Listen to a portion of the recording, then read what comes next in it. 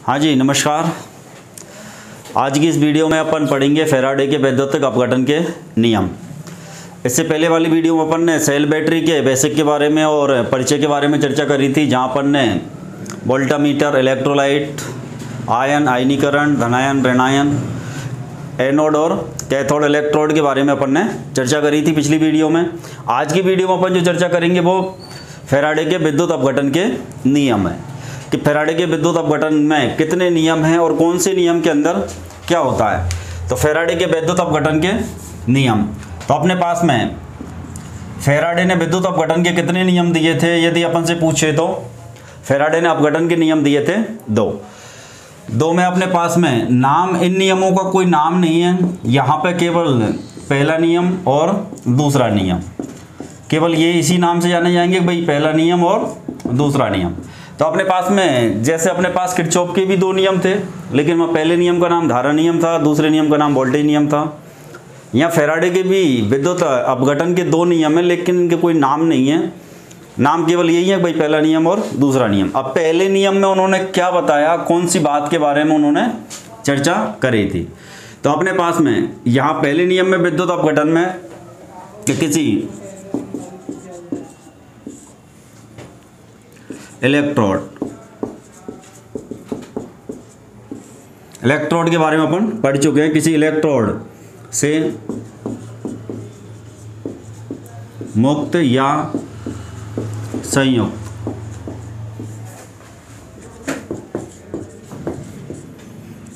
होने वाले पदार्थ की मात्रा, या इसकी जगह अपन लिख सकते हैं द्रव्यमान।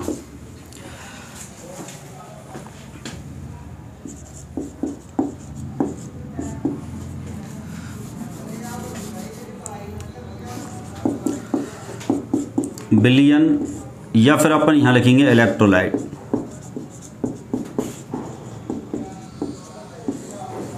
इलेक्ट्रोलाइट से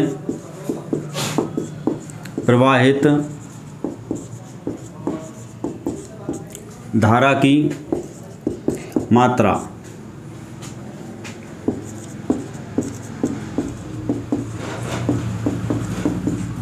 के समानुपाती होता है। तो अपने पास में वैद्युतिक अपघटन करते समय अपन कोई भी यदि इलेक्ट्रोड लेंगे तो वहाँ दो इलेक्ट्रोड आएंगे, एक एनोड और एक कैथोड। तो अपन के पास में एक इलेक्ट्रोड से पदार्थ की मात्रा मुक्त होती है और दूसरी इलेक्ट्रोड पर पदार्थ की मात्रा संयुक्त होती है, लेकिन एक से जितनी मुक्त होगी उतनी ही मात्रा दूसरे पर संयुक्त होगी। तो मुक्त होने वाले पदार्थ की मात्रा और संयुक्त होने वाले पदार्थ की जो मात्रा है वो हमेशा बराबर रहेगी। तो वैद्युतिक अपघटन अपन जब करेंगे किसी का भी, तो उसमें पहला नियम जो लगेगा फैराडे का, तो वो पहला नियम क्या कह रहा है भाई, किसी इलेक्ट्रोड से मुक्त या संयुक्त होने वाले पदार्थ की मात्रा। इस पदार्थ की मात्रा की जगह अपन एक शब्द ले सकते हैं, कौन? द्रव्यमान। मुक्त या संयुक्त होने वाले पदार्थ का द्रव्यमान या तत्व का द्रव्यमान बिलियन या इलेक्ट्रोलाइट से प्रवाहित धारा की मात्रा के समानुपाती होती है। तो अपने पास में यहाँ कुछ शब्द है, समानुपाती की जगह हो सकता है अपन को अनुक्रमानुपाती लिखा है। यहाँ उन्होंने लिख दिया धारा की मात्रा। धारा की मात्रा की जगह अपन लिख सकते हैं कि धारा का मान एम्पियर में इनटू अपने पास समय का मान सेकंड में। तो धारा की जो मात्रा है वो अपने पास में कौन है? Ampere second. तो अपने पास में पहला नियम क्या कह रहा है, तो किसी इलेक्ट्रोड से मुक्त या संयुक्त होने वाले पदार्थ की मात्रा या पदार्थ का द्रव्यमान या तत्व का द्रव्यमान इलेक्ट्रोलाइट में से प्रवाहित धारा की मात्रा। धारा की मात्रा से मतलब है एम्पियर गुणा सेकंड, मतलब कितने एम्पियर की धारा कितने सेकंड तक गुजरेगी, इनके गुणनफल के क्या रहेगा, ये समानुपाती। समानुपाती को ही अपन क्या बोलते हैं? अनुक्रमानुपाती या प्रोपोर्शनेट। तो अपने पास में इसकी जगह ये शब्द आ सकता है, या फिर अपन इसकी जगह प्रोपोर्शनेट। तो ये शब्द अलग अलग हैं तीनों, लेकिन तीनों का जो अर्थ है वो एक ही है। तो अपने पास में पहले नियम के अनुसार यदि अपन चर्चा करें तो किसी इलेक्ट्रोड से मुक्त या संयुक्त होने वाले पदार्थ की मात्रा या द्रव्यमान, तो अपने पास में पहले नियम में एक तो कौन आ रहा है? द्रव्यमान। और द्रव्यमान को अपन किससे दर्शाते हैं? एम से। दूसरा, इलेक्ट्रोलाइट से प्रवाहित धारा की मात्रा, धारा की मात्रा। तो धारा की यदि मात्रा की अपन बात करें तो धारा की मात्रा बराबर होता है अपने पास एम्पियर गुणा सेकंड। धारा का मान एम्पियर में लें अपन और समय का मान किस में लें, सेकंड में। इन दोनों का जो गुणनफल आएगा वो कहलाता है धारा की मात्रा। तो या तो अपन पढ़ सकते हैं भाई धारा की मात्रा के समानुपाती होता है, या फिर इसी को अपन पढ़ सकते हैं कि विद्युत धारा की मात्रा, या फिर एम्पियर और सेकंड। सेकंड से मतलब धारा, सॉरी एम्पियर का मतलब धारा और सेकंड से मतलब समय। तो इलेक्ट्रोलाइट में से प्रवाहित धारा की मान और समय के मान दोनों के गुणनफल के क्या रहेगा, समानुपाती। समानुपाती की जगह हो सकता है लिखा हुआ है कि अनुक्रमानुपाती होता है या फिर प्रोपोर्शनेट होता है। अब अपने पास में धारा अपने पास में है तो अपने पास में इस धारा को अपन किससे दिखाते हैं, I से, और समय को अपन किससे दिखाते हैं, T से। तो इस नियम के अनुसार अपने पास से जो निष्कर्ष निकल के आता है कि मुक्त या संयुक्त होने वाले पदार्थ की मात्रा, ये जो पदार्थ की मात्रा है, पदार्थ की द्रव्यमान है, ये समानुपाती है किसके, धारा की मात्रा। धारा की मात्रा बोले तो धारा के मान और समय के मान के गुणनफल के समानुपाती है। तो अपन धारा की जगह क्या लिखेंगे यहाँ पे I और समय की जगह अपन लिखेंगे T। तो पहले के नियम के अनुसार निष्कर्ष जो निकल के आता है वो निष्कर्ष ये है, M proportionate I into T। तो M proportionate I into T का मतलब मुक्त होने वाले पदार्थ की मात्रा या मुक्त होने वाले तत्व का या पदार्थ का द्रव्यमान उस इलेक्ट्रोलाइट में से प्रवाहित धारा की मात्रा और समय के गुणनफल के समानुपाती होता है। अब अपने पास में कितनी मात्रा मुक्त होगी और कितनी मात्रा संयुक्त होगी, यदि उस द्रव्यमान को अपन को ज्ञात करना है तो हर पदार्थ का एक विद्युत रासायनिक तुल्यांक होता है, विद्युत रासायनिक तुल्यांक।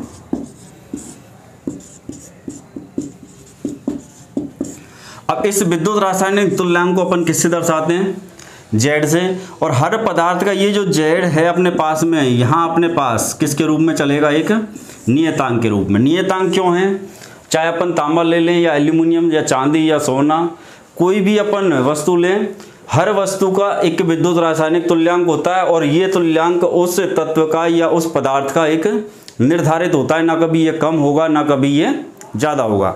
तो ये नियत रहेगा, इसलिए Z को अपन काम में लेते हैं नियतांक के रूप में। तो यदि अपन को किसी भी पदार्थ की मुक्त या संयुक्त होने वाली जो मात्रा है या द्रव्यमान यदि अपन को ज्ञात करना पड़े तो अपने पास में समीकरण जो बन के आता है M बराबर Z into I into T, M बराबर Z I T। तो अब अपने पास ये समीकरण है, इससे अपन इस मात्रा को ज्ञात कर सकते हैं भाई किसी बिलियन में अपन कितने मान की धारा प्रवाहित करें, कितने समय तक प्रवाहित करें, तब जाकर के इतने ग्राम मात्रा मुक्त या संयुक्त होगी। तो सबसे पहले समीकरण में अपन यही समझने की कोशिश करें कि यहाँ पे जो M है ये M अपन को क्या दर्शाता है। तो M जो दर्शाएगा ये दर्शाएगा पदार्थ लिख दें या अपन लिख दें तत्व का द्रव्यमान, और द्रव्यमान अपन को किस में दर्शाएगा, ये ग्राम में। Z जो है अपने पास कौन है, तो ये है उस तत्व का या उस पदार्थ का विद्युत रासायनिक तुल्यांक। जिस पदार्थ का या जिस तत्व का अपन विद्युत अपघटन कर रहे हैं उस पदार्थ का विद्युत रासायनिक तुल्यांक, और इसका जो मात्रक आएगा वो आएगा ग्राम प्रति कूलाम। I अपन अच्छी तरह परिचित हो गए अब तक। I जो है ये है अपन के पास विद्युत धारा, और विद्युत धारा किसमें है, ये एम्पियर में। I की जगह अपन को विद्युत धारा का मान रखना है और वो भी किस में होना चाहिए, एम्पियर में। और ये जो T बना हुआ है स्मॉल t, ये अपन को इस समीकरण में दर्शाएगा किसका मान, समय का मान। और समय का मान घंटों में है, मिनट में है या सेकंड में है, तो ये विशेष ध्यान रखना है अपन को। इस समीकरण में ये जो T समय का जो मान है ये घंटों में भी नहीं है, मिनट में भी नहीं है, ये समय का मान किस में आएगा, सेकंड में आएगा। इधर द्रव्यमान का जो मान है ये किलोग्राम में या क्विंटल में अपने पास नहीं है, द्रव्यमान का जो मान आएगा वो ग्राम में आएगा। जेड विद्युत रासायनिक तुल्यांक आएगा ग्राम प्रति कूलाम में। आई विद्युत धारा किस में आएगी, एम्पियर में, ऐसा नहीं कि भाई मिली एम्पियर में आ जाए या किलो एम्पियर में आ जाए। और टी समय का जो मान आएगा वो सेकंड में। यदि अपन को कहीं पे सेकंड की जगह यदि मिनट का समय का जो मान है वो मिनट में मिल जाए कि भाई 10 मिनट है या 2 मिनट है या 5 मिनट है, तो उस मिनट को इस समीकरण में रखने से पहले ये ध्यान रखना कि अपन को यहाँ 5 मिनट नहीं रखना, उस 5 मिनट के जो सेकंड बनते हैं तो अपन उसको 60 से गुणा करके किस में बदलेंगे, सेकंड में। तो सबसे पहले अपन को ये चीज़ें सीखनी है कि समीकरण के अंदर कौन सा मान कौन सी इकाई के अंदर है। तो अपन को ये सारे पॉइंट क्लियर कर लेने कि इस समीकरण में m जो दर्शाता है वो दर्शाता है पदार्थ या तत्व का द्रव्यमान, और वो किस में आएगा, ग्राम में। ये ग्राम में तभी आएगा जब ये वैल्यू भी अपनी निर्धारित मान में होंगे।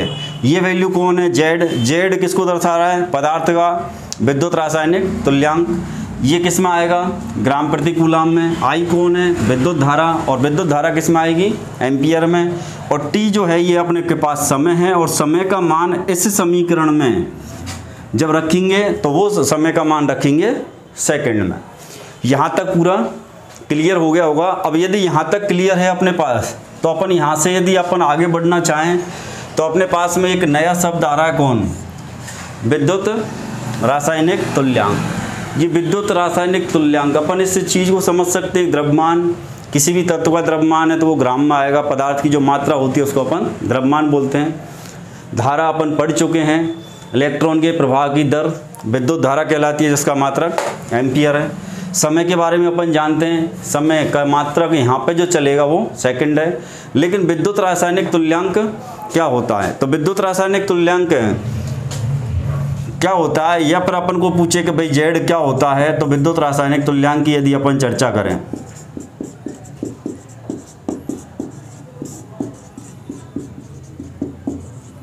विद्युत रासायनिक तुल्यांक क्या होता है,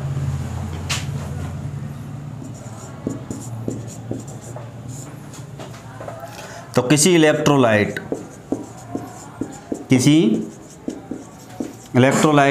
इस इलेक्ट्रोलाइट को ही अपन क्या बोलते हैं, अपघट्ट।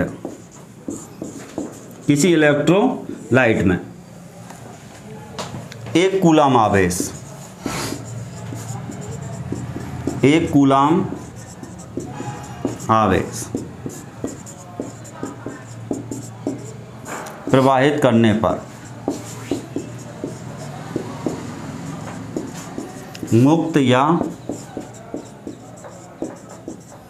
संयुक्त होने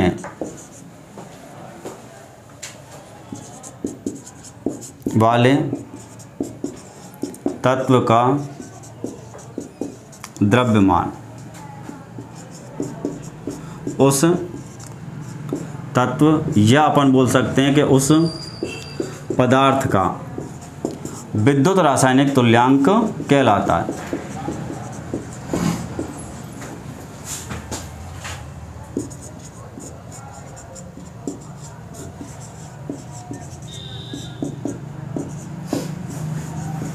तो यहाँ पे अपने पास में ये दूसरी परिभाषा हो गई और ये पहली परिभाषा हो गई। तो 2 परिभाषाएं अपन को यहाँ पूरी तरह क्लियर करनी है। पहले तो पहली परिभाषा तो हो गई अपन के फैराडे के विद्युत अपघटन के पहले नियम की। भाई फैराडे का विद्युत अपघटन का पहला नियम क्या कहता है, तो किसी इलेक्ट्रोड पर या किसी इलेक्ट्रोड से मुक्त या संयुक्त होने वाले पदार्थ की मात्रा, या पदार्थ की मात्रा की जगह अपन बोल सकते हैं द्रव्यमान का जो मान आएगा वो इलेक्ट्रोलाइट से प्रवाहित धारा की मात्रा की जगह अपन लिख सकते हैं एम्पियर गुणा सेकंड के क्या रहेगा, समानुपाती। या फिर अपन बोल सकते हैं धारा के मान और समय के मान के गुणनफल के समानुपाती होता है, या समानुपाती की जगह अपन बोल सकते हैं अनुक्रमानुपाती होता है या प्रोपोर्शनेट होता है। दूसरी परिभाषा है अपन की विद्युत रासायनिक तुल्यांक की। विद्युत रासायनिक तुल्यांक क्या होता है, तो अपने पास में किसी इलेक्ट्रोलाइट, कोई भी इलेक्ट्रोलाइट है, किसी भी तत्व का इलेक्ट्रोलाइट है या अपघट्ट है, तो किसी इलेक्ट्रोलाइट या अपघट्ट में 1 कूलाम आवेश प्रवाहित करने पर मुक्त कितना आवेश है ये अपने पास 1 कूलाम। 1 कूलाम आवेश प्रवाहित करने पर मुक्त या संयुक्त होने वाले पदार्थ की या तत्व की जो मात्रा आएगी उसको अपन उस पदार्थ का या उस तत्व का, किस तत्व का, जिसका अपन ने काम में ले रखा है इलेक्ट्रोलाइट। भाई जिस पदार्थ का इलेक्ट्रोलाइट है उस पदार्थ का क्या कहलाएगा, वो विद्युत रासायनिक तुल्यांक। तो किसी इलेक्ट्रोलाइट या अपघट्ट में 1 कूलम आवेश प्रवाहित करने पर मुक्त या संयुक्त होने वाले पदार्थ की मात्रा क्या कहलाएगी, उस पदार्थ का विद्युत रासायनिक तुल्यांक। तो अपने पास में विद्युत रासायनिक तुल्यांक को अपन किससे दर्शाएंगे, जेड से। तो जेड विद्युत रासायनिक तुल्यांक का क्या हो गया, प्रतीक। तो प्रतीक तो कौन हो गया विद्युत रासायनिक तुल्यांक का, जेड। अब यदि अपन मात्रक की बात करें तो इसका जो मात्रक रहेगा ये रहेगा ग्राम प्रति कूलम। अपने पास में यदि कूलम के बारे में यदि पूछा जाए तो कूलम बराबर होता है अपने पास में ampere into second, ampere into second. यदि 1 एम्पियर इंटू 1 सेकेंड करेंगे तो अपने पास मान क्या आएगा, 1 कूलम। तो अपने पास में विद्युत रासायनिक तुल्यांक का यदि प्रतीक अपन से पूछा जाए तो वो प्रतीक होता है जेड। जो जेड अपन को यहाँ नियतांक के रूप में काम में आ रहा है, एम बराबर जेड आई टी में। दूसरा अपने से पूछा जाएगा भाई विद्युत रासायनिक तुल्यांक का मात्रक क्या होता है, तो मात्रक है ग्राम प्रति कूलम। अब अपने को कूलम की जगह यदि वो कूलम नहीं लिखेगा तो अपन को लिख देगा वो ग्राम प्रति एम्पियर सेकंड। तो इसको अपन ऐसे भी लिख सकते हैं भाई ग्राम प्रति एम्पियर सेकंड, दोनों में कोई अंतर नहीं है। भाई अपने पास में कूलम जो आवेश है जो है वो है एम्पियर इंटू सेकंड का गुणनफल, तो अपन इस कूलम की जगह एम्पियर इंटू सेकंड भी लिख सकते हैं। तो ये हो गए अपने पास में विद्युत रासायनिक तुल्यांक के मात्रक और प्रतीक। अब अपन चर्चा करते हैं वापस से, अपन ने जेड की चर्चा कर ली, आई अपन अच्छी तरह से परिचित हैं, टी अपना समय है, एम अपना द्रव्यमान है। इस समीकरण से कौन कौन से टाइप के न्यूमेरिकल बनते हैं या फिर इस समीकरण से और कौन कौन से समीकरण अपन बना सकते हैं। तो यहाँ तक क्लियर हो गया होगा। अपन इसको आगे बढ़ाते हैं। तो अपन इधर अपने पास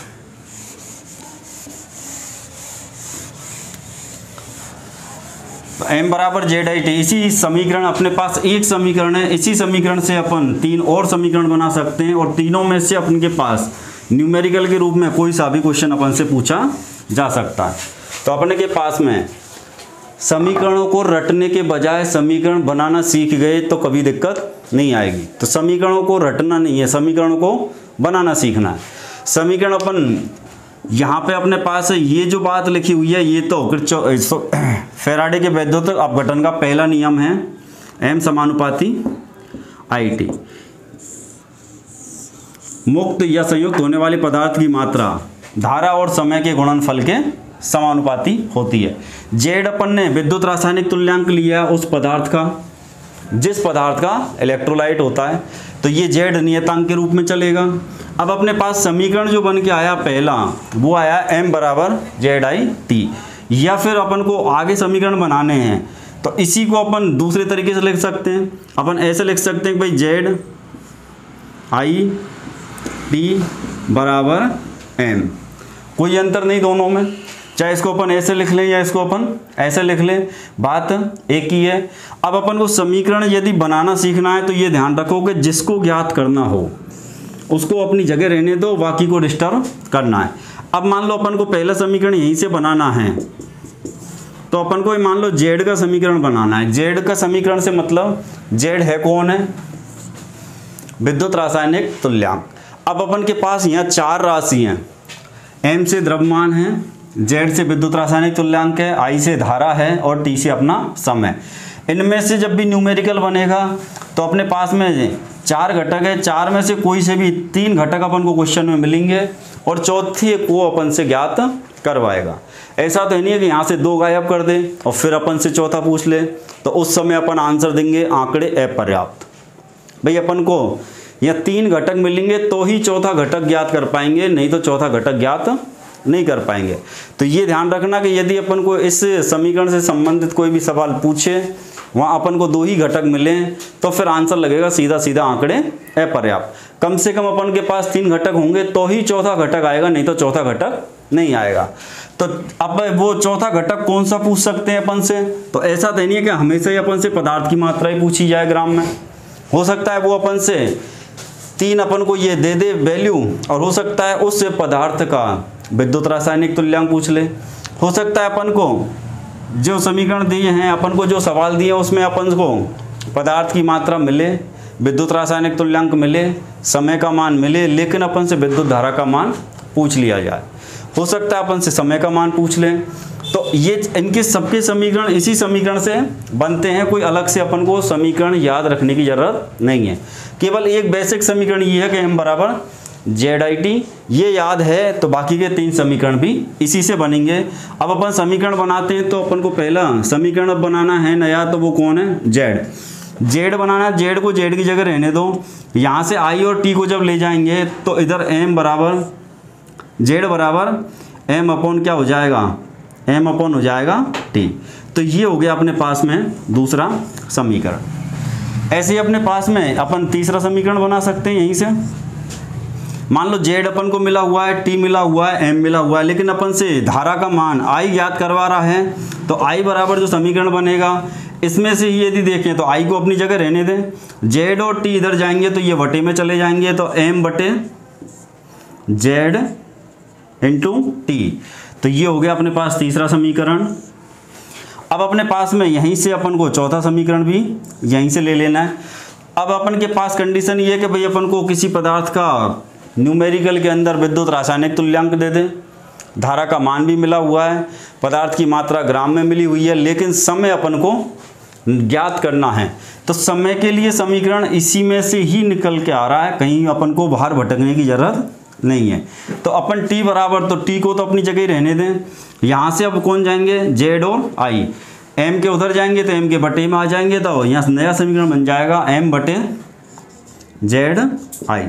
तो इस टाइप से अपने पास में टोटल कितने समीकरण बन गए यहाँ पे? तो ये अपने समीकरण बन गए 4। इन 4 समीकरण से बाहर अपना इस पहले नियम के अनुसार यदि कोई न्यूमेरिकल बनेगा तो इनसे बाहर कोई भी जाने वाला नहीं है। अपन सोचे कि भाई इनसे बाहर कुछ और आ जाए, तो इनसे बाहर किसी भी टाइप का कोई न्यूमेरिकल नहीं आएगा। न्यूमेरिकल में गलती जहां होने की संभावना है सबसे बड़ी, वो एक ही संभावना है, और उसको विशेष रूप से ध्यान रखना कि अपन को क्वेश्चन में यदि समय का जो मान है यदि ये मिनटों में मिला हुआ है या घंटों में मिला हुआ है, तो ये ध्यान रखना इस समय के मान को पहले बदल लेना है किसमें? सेकंड में, और नहीं तो अपना आंसर गलत होने की पूरी संभावना रहेगी। यदि सेकंड में नहीं बदला तो 100% आंसर गलत ही होना है। तो अब अपने पास में 4 समीकरण हो गए। इन 4 समीकरणों को यदि अपन और लिखना चाहें विस्तृत रूप से तो और भी अपन लिख सकते हैं कि भाई अपने पास में पहला जो समीकरण यदि इसको अपन लिखें तत्व या पदार्थ का द्रव्यमान, तो ये समीकरण अपने पास बनेगा विद्युत रासायनिक तुल्यांक। अपन डिटेल से इसको लिखना चाहें तो विद्युत रासायनिक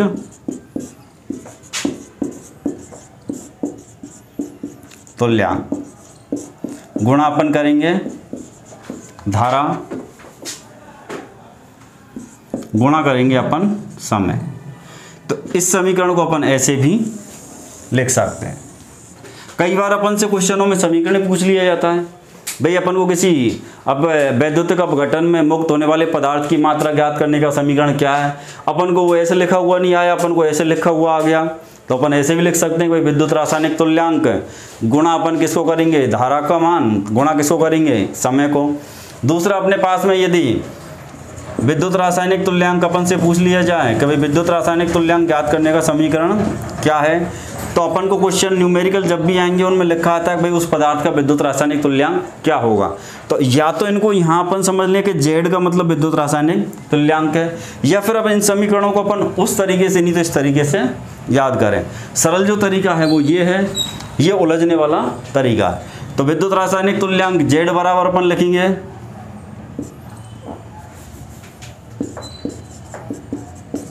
पदार्थ का द्रव्यमान, और द्रव्यमान अपन को क्वेश्चन में मिलेगा बटे अपन यहाँ करेंगे धारा गुणा समय। हो सकता है अपन से विद्युत धारा का मान जब पूछे तो याद रखना कि विद्युत धारा जब अपन ज्ञात करने जा रहे हैं तो विद्युत धारा बराबर अपन लिखेंगे द्रव्यमान बटे में अपन लिखेंगे विद्युत रासायनिक तुल्यांक गुणा समय। अपन से हो सकता है वो समय का मान पूछे, और समय का मान हमेशा सेकंड में ही आएगा, ये ध्यान रखना। तो अपन यहाँ लिखेंगे द्रव्यमान, और द्रव्यमान बटे में अपन लिखेंगे यहाँ पे विद्युत रासायनिक तुल्यांक गुणा धारक का मान। तो इस तरीके से भी अपन इन समीकरणों को याद रख सकते हैं, लेकिन आसान तरीका यही है। और इस तरीके में केवल यही समझना है अपन को कि m बराबर ZIT में m कौन है, तो m उस तत्व की या उस पदार्थ जिसका अपन इलेक्ट्रोलाइट काम में ले रहे हैं, तो उस तत्व या उस पदार्थ का द्रव्यमान है, और मान किस में आएगा, ग्राम में। Z किसको दर्शाता है, विद्युत रासायनिक तुल्यांक को, मान किस में आएगा, ग्राम प्रति कूलाम में। I विद्युत धारा का मान एम्पियर में, और T समय का मान सेकंड में। तो ये है फैराडे के वैद्युतिक अपघटन का पहला नियम। तो पहले नियम में अपन के पास में अपन ने Z पे भी चर्चा कर ली भाई, किसी इलेक्ट्रोलाइट या किसी विलयन में 1 कूलाम आवेश प्रवाहित करने पर मुक्त या संयुक्त होने वाले पदार्थ की जो मात्रा होती है उसको उस पदार्थ का विद्युत रासायनिक तुल्यांक कहा जाता है। तो अपने पास में पहला नियम हो गया और विद्युत रासायनिक तुल्यांक हो गया। और पहले नियम के अनुसार कौन कौन से समीकरण बनेंगे, तो ये समीकरण हैं। तो 4 टाइप के इसके अंदर न्यूमेरिकल बनेंगे, और न्यूमेरिकल की जो वीडियो है आपको वो अलग से सेपरेट न्यूमेरिकल की ही वीडियो रहेंगी, जिसमें अपन को इन चारों टाइप के सारे सवाल एक एक पैटर्न के सारे सवाल आपको हल करा दिए जाएंगे। लेकिन उन वीडियो को देखने से पहले मैं यही कहना चाहूँगा भाई, पहले अपन को समीकरण याद होने चाहिए। सवाल तो आ जाएगा, लेकिन उस सवाल में कौन कौन से घटक अपन को मिले हुए हैं और कौन से घटक अपन को याद करने हैं, ये चीज़ यदि अपन को पहले समझनी है तो पहले चारों समीकरण याद कर लो भाई। m बराबर ZIT होता है, Z बराबर m अपॉन IT रहेगा, I बराबर m अपॉन ZT रहेगा, और T बराबर m अपॉन ZI रहेगा। तो ये यदि याद हैं तो चारों टाइप के न्यूमेरिकल आसानी से हो जाएंगे, और इस टाइप के न्यूमेरिकल एग्जाम में आते भी। अब अपन चर्चा करेंगे फैराडे के वैद्युतिक अपघटन के दूसरे नियम के बारे में। तो पहला नियम लगभग क्लियर हो गया होगा, कोई डाउट रहना नहीं चाहिए। और यदि फिर भी कोई डाउट रहा है तो आप कमेंट सेक्शन में ज़रूर लिख दें भाई हमको ये वाला पॉइंट क्लियर नहीं हुआ है। उस पॉइंट को लेकर के अलग से आपको और वीडियो बना दी जाएगी, लेकिन बात पूरी समझ में आनी चाहिए। नहीं आई तो फिर वीडियो बनाने का कोई मज़ा नहीं। तो आप लगातार वीडियो भी देखते रहें, और अच्छी लगे तो वीडियो को लाइक शेयर भी करते रहें। और कोई पॉइंट ऐसा है जो समझ में नहीं आया उसका कमेंट सेक्शन में ही लिख दें, ताकि हमको भी पता लगे भाई आपके लिए कमी रह रही है। अब अपन चर्चा करेंगे दूसरे नियम की। दूसरा नियम है कि यदि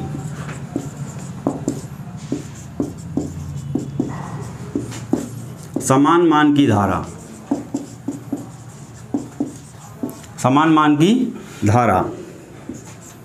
समान समय तक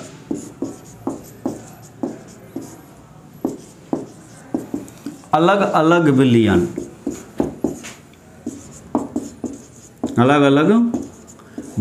या फिर अपन विलयन की जगह लिखेंगे इलेक्ट्रोलाइट या अपघट। तो अलग अलग विलयन या अलग अलग इलेक्ट्रोलाइट में प्रवाहित की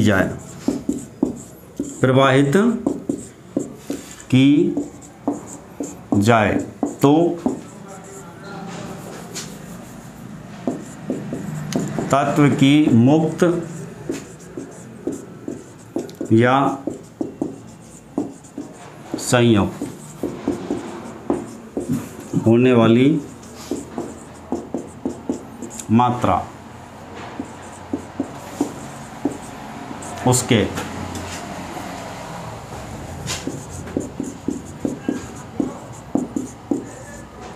रासायनिक तुल्यांक के समानुपाती होती है।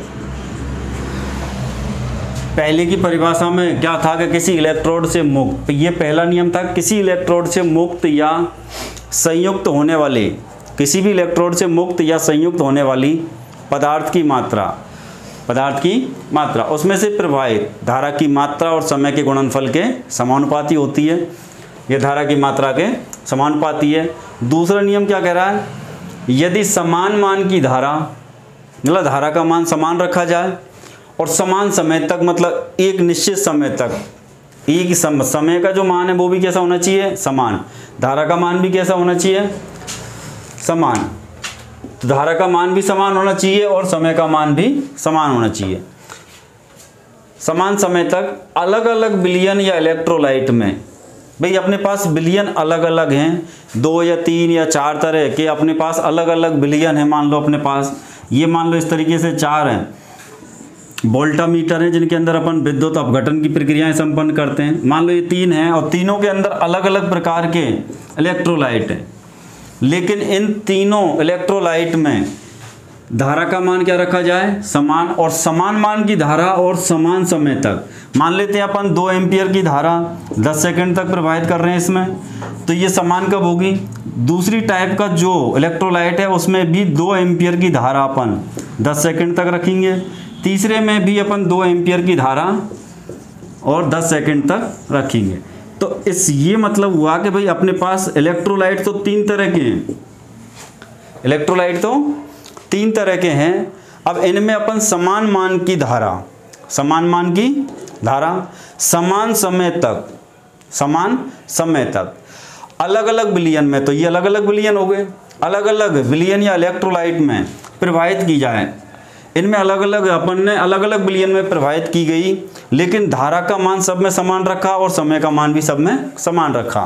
तो यदि समान मान की धारा समान समय तक अलग अलग विलयन या इलेक्ट्रोलाइट में प्रवाहित की जाए तो तत्व की मुक्त या संयुक्त होने वाली पदार्थ की मात्रा, पदार्थ की मात्रा की जगह अपन शब्द ले सकते हैं काम में द्रव्यमान। भाई पदार्थ का जो द्रव्यमान मुक्त या संयुक्त होगा उसके रासायनिक तुल्यांक के क्या रहेगी, समानुपाती। समानुपाती की जगह अपन को लिखा आ सकता है अनुक्रमानुपाती या प्रोपोर्शनेट। तो इन तीनों शब्दों में कोई अंतर नहीं है, शब्द अलग अलग हैं लेकिन अर्थ तीनों का एक ही है। अब यहाँ पर को समझना ये है कि भाई अपन के पास पहला नियम तो कह रहा था कि भाई किसी इलेक्ट्रोलाइट या किसी विद्युत अपघट में जब धारा प्रवाहित करेंगे तो किसी इलेक्ट्रोड से मुक्त या संयुक्त होने वाले पदार्थ की जो मात्रा रहेगी वो विद्युत धारा की मात्रा के समानुपाती रहेगी। अब विद्युत धारा की मात्रा क्या है, तो विद्युत धारा का मान इंटू समय। अब दूसरे नियम में यह कह रहा है कि भाई समान मान की विद्युत धारा, भाई समान विद्युत धारा की मात्रा रखी जाए, विद्युत धारा की मात्रा समय इंटू सेकंड है। तो समान मान की धारा समान समय तक अलग अलग प्रकार के विलयन, मान लो 3 प्रकार के विलयन अलग अलग विलयन में प्रवाहित की जाए तो इन अलग अलग विलयन से जो पदार्थ मुक्त या संयुक्त होंगे, तो मुक्त या संयुक्त होने वाले पदार्थ की जो मात्रा आएगी अब वो किसके समानुपाती है, रासायनिक तुल्यांक है। अब धारा की मात्रा के समानुपाती नहीं है, अब दूसरे नियम में धारा की मात्रा के समानुपाती नहीं है, क्योंकि धारा की जो मात्रा है वो सभी में समान है। भाई धारा की जो मात्रा है वो तो सब में समान है। धारा की मात्रा कौन होता है, तो धारा का मान अपन लेंगे एम्पियर में और समय का मान लेंगे सेकंड में। तो धारा का मान एम्पियर में और समय का मान सेकंड में गुणनफल करेंगे तो वो कहलाता है धारा की मात्रा। और यहाँ धारा की जो मात्रा है ये सभी में समान है, तो धारा की मात्रा का तो कोई इश्यू किसी में रहेगा ही नहीं। तो अब जो मुक्त और संयुक्त होने वाले पदार्थ की जो मात्रा है वो समानुपाती रहेगी किसके, रासायनिक तुल्यांक है। तो देखो पहले जो नियम था, पहले नियम में अपन ने जब पढ़ा था तो एक शब्द था विद्युत रासायनिक तुल्यांक, विद्युत रासायनिक तुल्यांक। तो ये 2 शब्द हैं अपने पास, एक तो है विद्युत रासायनिक तुल्यांक और दूसरा है रासायनिक तुल्यांक। क्या दोनों एक हैं या फिर दोनों अलग अलग हैं? अलग अलग हैं तो क्या अलग अलग हैं, और दोनों एक हैं तो फिर मुद्दा कुछ रह ही नहीं जाता। यदि ये दोनों एक ही होते तो अपने पास में यहाँ ये मुद्दा नहीं आता, तो इसका मतलब ये दोनों अलग अलग हैं। तो पहले तो ये कंसेप्ट दिमाग में बैठा लें कि रासायनिक तुल्यांक अलग होता है और विद्युत रासायनिक तुल्यांक अलग होता है। विद्युत रासायनिक तुल्यांक Z जिसका मात्रक अपना ग्राम प्रति कूलाम है। विद्युत रासायनिक तुल्यांक है, इसका जो प्रतीक है वो तो कौन है, Z, और इसका जो मात्रक है ये मात्रक है ग्राम प्रति कूलाम। अब अपने पास में चर्चा करें अपन रासायनिक तुल्यांक की, तो रासायनिक जो तुल्यांक है, इस रासायनिक तुल्यांक का जो प्रतीक है, इस रासायनिक तुल्यांक का प्रतीक है W। रासायनिक तुल्यांक का प्रतीक है W और मात्रक इसका कोई नहीं है। मात्रक यदि पूछे तो कोई नहीं। तो इस टाइप से अपने पास में ये ध्यान रखना कि रासायनिक तुल्यांक अलग राशि है और विद्युत रासायनिक तुल्यांक अलग राशि है, दोनों राशि अलग अलग है। पहले नियम का जो संबंध है वो विद्युत रासायनिक तुल्यांक से है, दूसरे नियम का जो संबंध है वो रासायनिक तुल्यांक से है केवल। तो रासायनिक तुल्यांक अलग है और विद्युत रासायनिक तुल्यांक अलग है। फैराडे के अपघटन के पहले नियम का जो रिलेशन है, पहले नियम का जो संबंध है वो तो किससे है, विद्युत रासायनिक तुल्यांक से, और दूसरे नियम का संबंध रासायनिक तुल्यांक से। तो रासायनिक तुल्यांक क्या होता है,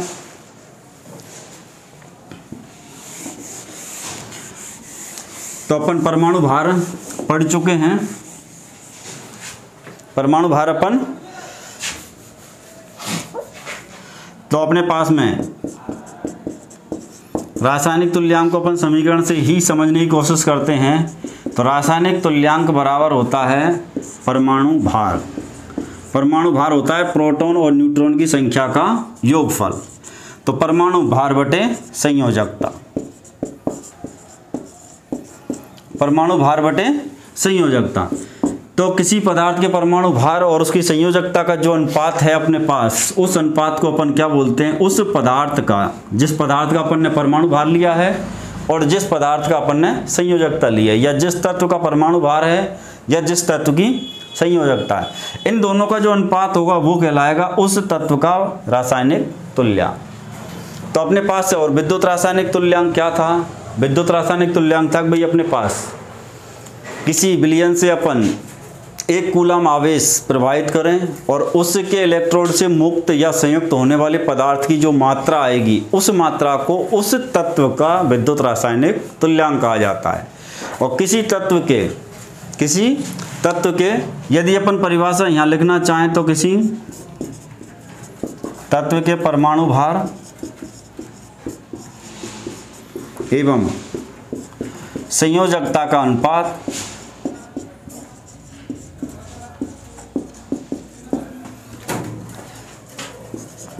रासायनिक तुल्यांक कहलाता है।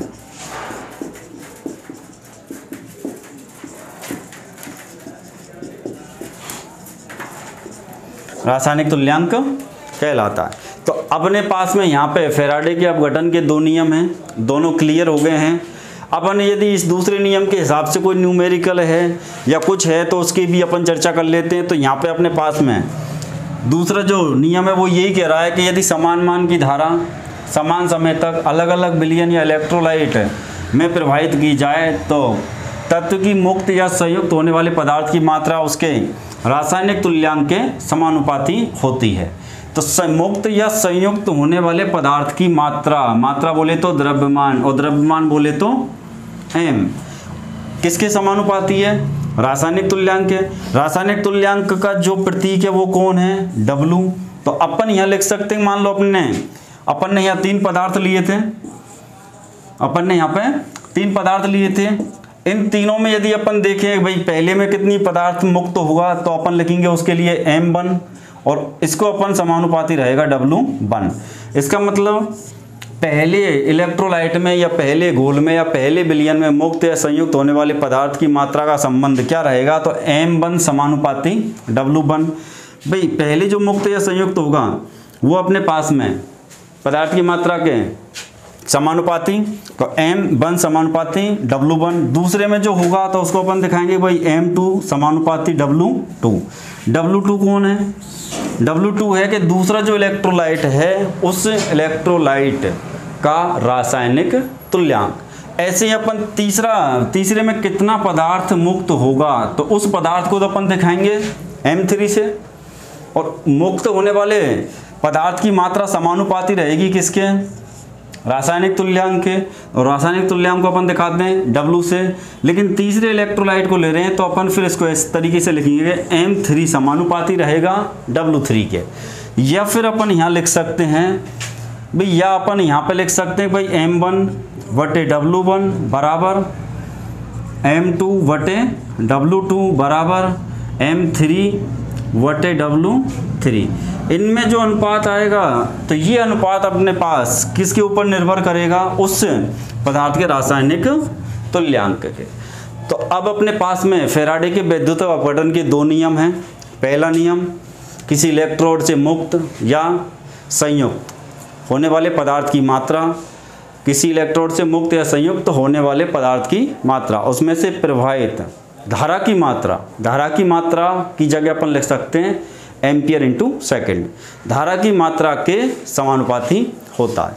दूसरा नियम क्या है, यदि समान मान की धारा समान समय तक अलग अलग बिलियन में प्रवाहित की जाए, धारा का मान और समय का मान तो समान है लेकिन बिलियन अलग अलग टाइप के हैं, तो समान मान की धारा समान समय तक अलग अलग अपघट्य में, इलेक्ट्रोलाइट में या बिलियन में प्रवाहित की जाए, तो मुक्त या संयुक्त होने वाले तत्व का जो द्रव्यमान आएगा वो उस पदार्थ के या उस तत्व के रासायनिक तुल्यांक के समानुपाती होता है। अब अपने पास विद्युत रासायनिक तुल्यांक क्या होता है, तो किसी इलेक्ट्रोलाइट घोल या विलयन से 1 कूलम आवेश प्रवाहित करने पर मुक्त या संयुक्त होने वाले पदार्थ की मात्रा उस तत्व का विद्युत रासायनिक तुल्यांक है। और रासायनिक तुल्यांक क्या होता है, तो रासायनिक तुल्यांक और विद्युत रासायनिक तुल्यांक दोनों अलग अलग हैं। रासायनिक तुल्यांक होता है किसी तत्व का परमाणु भार बटे संयोजकता का जो अनुपात आएगा वो उस तत्व का रासायनिक तुल्यांक है। विद्युत रासायनिक तुल्यांक का प्रतीक है Z, रासायनिक तुल्यांक का प्रतीक है W, विद्युत रासायनिक तुल्यांक का जो मात्रक है वो ग्राम प्रति कूलम है, और रासायनिक तुल्यांक का कोई भी मात्रक नहीं है। तो मात्रक और प्रतीक भी अपन को याद रखें, क्योंकि ये भी एग्जाम में आते हैं। ऐसी बात नहीं है कोई कि मात्रक प्रतीक अपन को केवल न्यूमेरिकल हल करने के लिए चाहिए, लेकिन जिस समय आप न्यूमेरिकल पढ़ रहे हो उसी समय यदि मात्रक प्रतीक याद करिए, या मात्रक प्रतीक भी यदि तुम बनाना सीख जाओ तो फिर अपन को इसको भी याद करने की झंझट नहीं रहे। और वो कैसे बनाने हैं तो मैं आपको इन्हीं समीकरणों में बता देता हूँ भाई अपने पास किस टाइप से बनेंगे। तो अपने पास में पहला जो समीकरण था M बराबर अपन ने लिखा था ZIT, M बराबर ZIT में M कौन है, द्रव्यमान है, और इसका मान अपने पास किस में आएगा, ग्राम में। ग्राम में अपने पास क्यों आता है ये, तो अपने पास में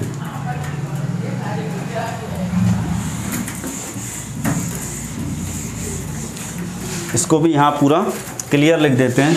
M बराबर कौन आता है, द्रव्यमान, और द्रव्यमान किस में आएगा, ग्राम में। Z बराबर आएगा विद्युत रासायनिक तुल्यांक, ये आएगा ग्राम प्रति कूलम में। I बराबर आएगी विद्युत धारा, और विद्युत धारा आएगी एम्पियर में। T बराबर अपने पास समय है, और समय आएगा सेकंड में। एक अपन ने पढ़ी विद्युत धारा, और ये है विद्युत धारा की मात्रा। विद्युत धारा की मात्रा ये बराबर होता है एम्पियर गुणा सेकंड, या फिर अपन यहाँ पे आवेश भी लिख सकते हैं। आवेश बराबर भी अपने पास में एम्पियर गुणा सेकंड। चलो अपन ये तो अपन ने लिख लिए। अब अपन यहाँ देखते हैं भाई कि इसका द्रव्यमान या Z का मात्रक कैसे निकल सकते हैं। यदि अपन भूल जाएं और दूसरे के मात्रक याद हों तो अपन किसी तीसरे का मात्रक भी निकाल सकते हैं। तो m अपने पास है द्रव्यमान है, ये ग्राम में आता है। ग्राम में क्यों आएगा? क्योंकि इस समीकरण में अपने पास में z कौन है अपने पास? विद्युत रासायनिक तुल्यांक। और इसका मात्रक कौन है? ग्राम प्रति कूलाम। तो अपन z का जो मात्रक है वो तो है ग्राम प्रति कूलाम। धारा का मात्रक कौन है अपने पास? एम्पियर। तीसरा कौन है? t, इसका जो मात्रक है वो है सेकंड। अब अपने पास में यहाँ कूलाम है। अपन यदि देखें तो अपने पास आवेश का मात्रक कूलाम, तो इसका मतलब आवेश बराबर या कूलाम बराबर जो आएगा वो आएगा एम्पियर इंटू सेकेंड। यदि अपन यहाँ कूलाम नहीं लिखें, कूलाम को नहीं लिखें, तो अपन यहाँ लिखेंगे एम्पियर गुणा सेकंड। और एम्पियर गुणा जब सेकंड लिखेंगे तो इस एम्पियर सेकंड से एम्पियर सेकंड कट जाता है और लास्ट में जो बचता है वो ग्राम। तो इसका जो मात्रक आएगा वो तो क्या आएगा? ग्राम आएगा। इसका मात्रक ग्राम आएगा।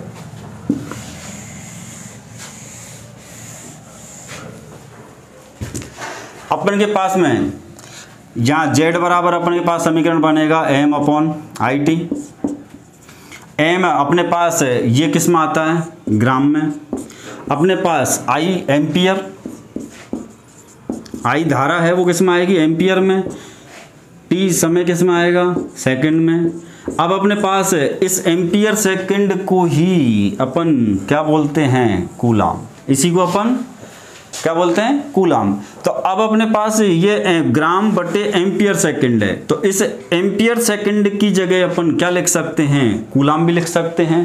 तो अब इस एम्पियर सेकंड को यहाँ से हटा दें, एम्पियर सेकंड की ही जगह अपन क्या लिख सकते हैं? कूलाम। तो भाई अपने पास में इस z का जो मात्रक आएगा उसको अपन ऐसे लिख देते हैं ग्राम प्रति कूलाम। ग्राम बटे कूलाम तो ग्राम प्रति कूलाम। तो ऐसे अपने पास में अपन यदि I बराबर लेदी लिखेंगे तो I बराबर आएगा m upon Z T. m का मान आएगा किस में? ग्राम में। z का मान किस में है ये ध्यान रखना, तो ये है ग्राम प्रति कूलाम। ये आएगा किस में? ग्राम प्रति कूलाम। अब अपने पास में t बराबर कौन है अपने पास? समय। और ये किस में है? सेकंड में। ये किस में हो गया? सेकंड में। अब अपन इस कूलाम या आवेश बराबर क्या होता है? Ampere into second. तो या तो अपन इसको देखो ग्राम, पहले पूरे को समझने की कोशिश करो, ये यहाँ तक लिखा हुआ है ग्राम बटे कूलाम इंटू सेकंड। यदि इस कूलाम को अपन कहाँ ले जाएं? इस कूलाम को अपन ऊपर ले जाएं। इस कूलाम को ऊपर ले जाने से पहले ये देख लो कि इस कूलाम की जगह अपन और क्या लिख सकते हैं। भाई कूलाम तो यहाँ लिखा हुआ है, लेकिन इस कूलाम की जगह अपन क्या लिख सकते हैं? Ampere second. तो यहाँ अपन ऊपर ले जाने से पहले यहाँ लिख लो एम्पियर सेकंड। अब ये पूरा ही ऊपर जाएगा, ये ध्यान रखना, क्योंकि ये जो पूरा आया है ये किसकी जगह आया है? ये आया कूलाम की जगह। इसको जब अपन ऊपर लेके जाएंगे तो अपने पास में इसको जब ऊपर लेके जाएंगे तो ऊपर तो पहले से ही कौन है? ग्राम है। नीचे से कौन उठ के जाएंगे? एम्पियर सेकंड गुणा एम्पियर सेकंड। नीचे कौन रह जाएगा? ग्राम गुणा सेकंड। सेकंड से सेकंड कटेगा, ग्राम से ग्राम कट जाएगा, बचा कौन? एम्पियर। तो धारा का मात्रक यहाँ पे कौन रह जाएगा? एम्पियर। तो इस टाइप से भी अपन इन मात्रकों को आपस में एक दूसरे से जोड़ करके सारे मात्रक अपने निकाल सकते हैं। अपन के पास एक और बचा है टी, इसका भी अपन निकाल लेते हैं। तो अब अपने पास में ये मात्रक कैसे बन रहे हैं, प्रतीक कैसे बन रहे हैं, कहाँ से आ रहे हैं, तो ये सब इन्हीं राशियों के अंदर हैं। यदि अपन ने एक बार समझना ढंग से स्टार्ट कर दिया तो अपने पास में टी का और है, तो टी बराबर बचेगा m upon Z I. m अपने पास है द्रव्यमान किस में आता है? ग्राम में। भाई अपन को टी का मात्रक देखना है तो m का मात्रक लिया ग्राम। z का कौन है? ग्राम प्रति कूलाम इंटू आई किस में है? एम्पियर में। अब अपने पास में इस कूलाम को समझ लो कि भाई एक कूलाम बराबर 1 एम्पियर सेकंड। तो एम्पियर सेकंड लिख सकते हैं किसकी जगह? कूलाम की जगह। पहले भी अपन ने इससे पहले भी लिखा है। तो अब अपन इससे कूलाम की जगह लिखेंगे एम्पियर सेकंड। तो ये अपने पास आएगा ग्राम बटे में, ग्राम है ये, बटे में आएगा इस कूलाम की जगह ampere second, ampere second into कौन है, एम्पियर। अब ये जो अपने पास बटे के नीचे भी जो बटे है, ये जब इसको अपन ऊपर लेके जाएंगे तो अपने पास में ये हो जाएगा ग्राम इनटू एम्पियर इनटू सेकंड, बटे में बचा ग्राम इनटू एम्पियर। तो यहाँ ग्राम से ग्राम कटेगा, एम्पियर से एम्पियर कटेगा, बचेगा मात्रक। टी का जो मात्रक बचेगा वो कौन बचेगा भाई, टी का जो मात्रक बचा वो कौन बचा, सेकंड। तो इनको स्पेशली याद रखना है कि यहाँ कौन सी राशि का मान किस इकाई में चल रहा है। तो एम बोले तो द्रव्यमान जो चलेगा ग्राम में, जेड विद्युत रासायनिक तुल्यांक ग्राम प्रति कूलाम में, आई अपने पास विद्युत धारा एम्पियर में, और टी का मान चलेगा समय, समय का मान सेकंड में। तो ये हैं अपने फैराडे के विद्युत अपघटन के नियम। फैराडे के आगे भी नियम अपन को पढ़ने पड़ेंगे, चुंबक में जाके फैराडे के विद्युत चुंबकीय प्रेरण के नियम, वहाँ भी 2 नियम आएंगे। लेकिन ये जो नियम है ये फैराडे के वैद्युतिक अपघटन के नियम है। तो फैराडे के टोटल अपने पास अब 4 नियम हो जाएंगे थोड़ी देर बाद, थोड़ी देर अभी तो नहीं, मतलब चुंबक वाला जो चैप्टर आएगा तब। तो इससे पहले वाली वीडियो में अपन ने परिचय पढ़ा था, इससे वाली वीडियो में अपन ने फैराडे के वैद्युतिक अपघटन के नियम। अब इन नियमों का अपन उपयोग या विद्युत अपघटन का उपयोग अपन कहाँ करते हैं, उपयोग की यदि अपन चर्चा करें, उपयोग की यदि अपन चर्चा करें तो उपयोग, कोई भी चीज़ बनी है तो वो उपयोग के लिए बनी है, ये तो बात सिंपल सी है। यदि किसी चीज़ का उपयोग नहीं है तो वो बनेगी भी नहीं। तो इसका उपयोग कहाँ किया जाएगा, तो इसकी डिटेल अपन अगली वीडियो में पढ़ेंगे। और अगली वीडियो में अपन पढ़ेंगे इलेक्ट्रोप्लेटिंग, धातु लेपन के बारे में, विद्युत मुद्रण जिसको अपन बोलते हैं इलेक्ट्रो टाइपिंग।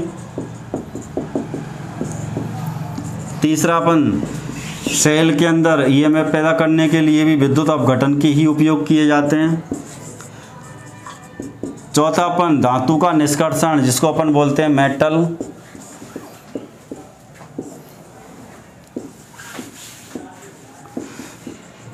प्यूरिफिकेशन, और मेटल प्यूरिफिकेशन नहीं, सॉरी, मेटल एक्सट्रैक्शन।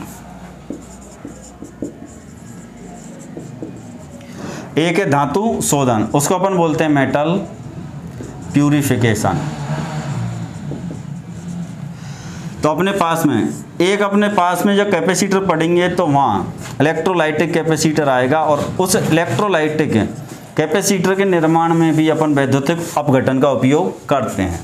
तो इनको अपन को, इन सब में अपन को काम में आते हैं फैराडे के इलेक्ट्रोप्लेटिंग। जब करेंगे एक धातु के ऊपर दूसरी धातु की परत चढ़ाएंगे तो अपन को कितनी ग्राम की परत चढ़ानी है। भाई मान लो अपने पास में कोई आभूषण है, वो तांबे का है, लेकिन उसके ऊपर अपन को चांदी की परत चढ़ानी है। अब कितने ग्राम की परत चढ़ानी है, तो वो पदार्थ की मात्रा बोले तो एम ज्ञात करना होगा अपन को।